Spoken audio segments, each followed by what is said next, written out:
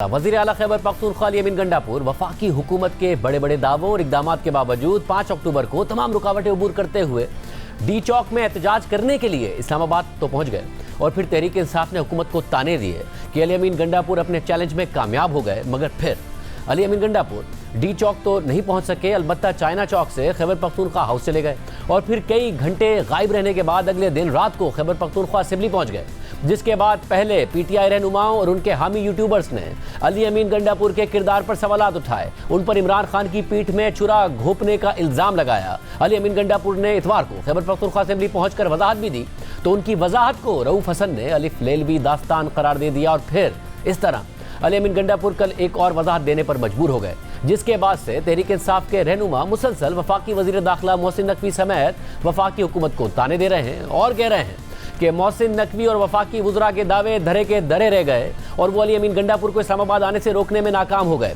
PTI ये दावा भी कर रही है कि अली अमीन गंडापुर डी चौक पहुंच गए थे। इस हवाले से आज वज़ीर दाखिला मोहसिन नकवी से सवाल हुआ कि अली अमीन गंडापुर इस्लामाबाद पहुंचे, वापस भी चले गए, इसे हुकूमत की नाकामी समझा जाए या फिर सहूलतकारी समझा जाए। तो मोहसिन नकवी ने जवाब दिया कि अली अमीन गंडापुर की ख्वाहिश थी कि वो डी चौक पहुंचे, मगर वो नहीं पहुंच सके। अगर वो इस्लामाबाद को हाथ लगाकर वापस चले गए तो मैं इस पर कुछ नहीं कह सकता। क्या वफाकी है कि मैं इस्लामाबाद आऊँगा और खिताब भी करूँगा। उन्होंने दावा भी किया है कि मैंने खिताब की और वापस भी चलेंगे। बाकी जो है वो सहूलतकारी समझी जाए या नाकामी समझी जाए कि वो इस्लामाबाद आके उसको हाथ लगा के कहना कि मैं एंटर हो गया, सारा कुछ हो गया, तो फिर तो मैं उस पर नहीं कहता। उनकी ख्वाहिश थी कि डी चौक आना, डी चौक आके धरना देना। ये जितने साफी दोस्त बैठे इनसे सिर्फ ये पूछ लें कि डी चौक वो कितने बजे, मैंने तो नहीं देख सका उनको डी चौक पे, कहीं वो आए लेफ्ट राइट आके चले गए तो उस पर मैं कुछ नहीं कहता। साथ ही आज वज़ीर आला पंजाब मरियम नवाज ने पीटीआई के एहतजाज के हवाले से तनकीद करते हुए कहा कि अगर एहतजाज करना पड़ता है तो खैबर पख्तूनख्वा से सरकारी गाड़ियों में सरकारी लोगों को लाना पड़ता है। अब एक ऐसी पोल्यूशन भी है जिसको हम पॉलिटिकल पोल्यूशन कहते हैं, पॉलिटिकल स्मॉग कहते हैं, जो नज़र नहीं आती लेकिन मुल्क को तबाह और बर्बाद कर देती है। हर रोज़ हमें सुनने में आता है कि ये एहतजाज कर दो, ये जला दो, घेराव कर लो।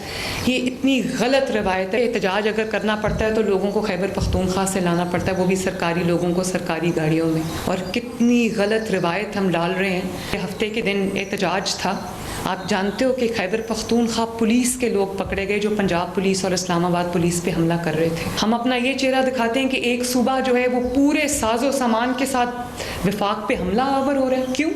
क्योंकि महंगाई कम हो रही है, क्योंकि आपकी सियासत जो है वो दफन हो रही है। मैं अगर आपकी जगह होती, मैं कहती मेरी सियासी मुखालफत अगर अपनी जगह, अगर मेरा मुल्क तरक्की करे तो मैं चुप करके मुंह पे उंगली रख के बैठ जाऊँ आराम से।